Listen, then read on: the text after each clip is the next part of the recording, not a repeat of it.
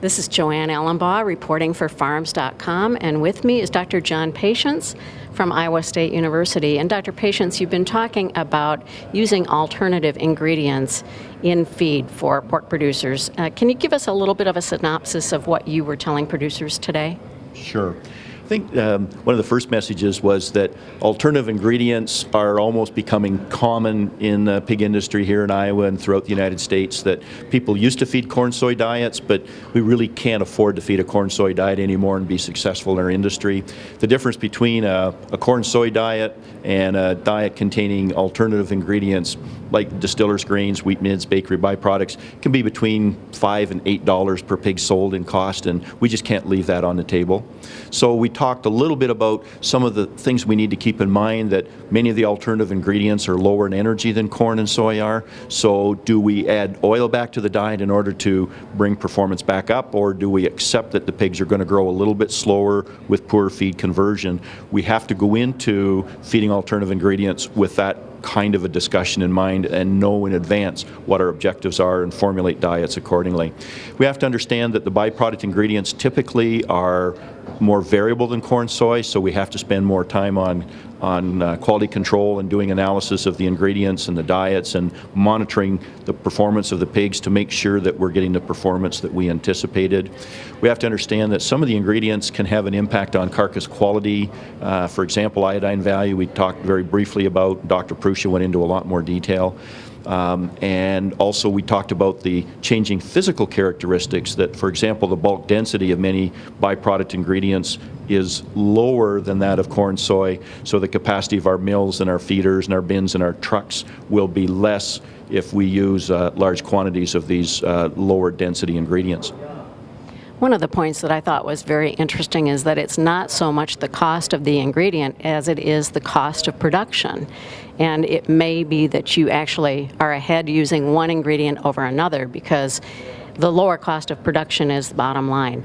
I was curious, though, when you use some of these other ingredients and it does take longer to market, are you entering in labor costs, additional energy costs of keeping those pigs in a barn longer? Well, first off, feeding alternative ingredients does not necessarily mean pigs are going to grow slower. There's lots of pigs being fed diets containing mids and distillers and so on that are going to market just as fast as pigs on corn soy. So that's not an essential of feeding byproduct ingredients. However, because they're lower in energy, we may consciously want to feed a lower energy diet, knowing that the pigs are going to grow slower and knowing that our feed conversion is going to be a little bit worse, but also doing our calculations for the specific farm, knowing that we're going to have better net income at the end of the day. So my point is that you can maintain performance if that's what's needed on your farm, and many farms are set up. Those pigs have to grow. There's a certain window of time when those pigs have to get to market, and producer cannot tolerate those pigs growing slower. Well, you can still use byproduct ingredients and save money, but there's other circumstances where people can tolerate an extra 5 to 7 days to market and save even more money, but they're in a little different circumstance. Economics will differ from those two scenarios, and they'll differ from farm to farm, so everybody has to take into account labor, housing costs, and so on. Also, do you think that producers in the United States will eventually be going to a lower energy diet? Yeah. My view would, unless things change, the trend line is definitely we're going to be going to lower energy diets. We're going to probably pick we'll still probably feed fairly high energy nursery diets and early grower diets. But given that there are so many dollars on the table by using lower energy ingredients, that and some of the byproducts we're using now may be lower in energy in the future, that I think the trend line is going to continue that we will feed lower energy diets, which changes many aspects of the landscape of feeding pigs. We're going to have to look at feeder space. If we're feeding a lower energy diet, and if we can get pigs to eat more feed so they maintain daily energy intake, then they'll grow just as fast. They'll have a poor feed conversion, but they'll grow just as fast. What do we need to do to get that feed intake up on these lower energy diets? And that may mean less crowding in the barn. It may mean paying more attention to health status. That those and other things that can influence feeder access and feeder space.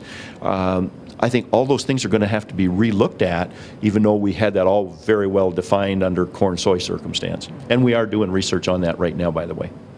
And the quality of some of these alternative ingredients continues to improve also, correct? Well, I think I don't know if the products are improving in quality, but we're certainly understanding them better, we're characterizing them more effectively, and we know the quality better. But for example, distillers grains, conventional distillers grains are still around 10 to 10.5% fat, and therefore their energy is very close to that of corn. But more and more suppliers or producers of distillers grains are doing what we call post-fermentation centrifugation, and they're removing the fat, and so the fat in those products are down to 8 to 8.5%. So the energy is going to be lower, and obviously we have to make sure we understand which distillers grains we're using in our farm. Thank you very much, Dr. Patience. Appreciate you joining us today. It was my pleasure. Thanks so much.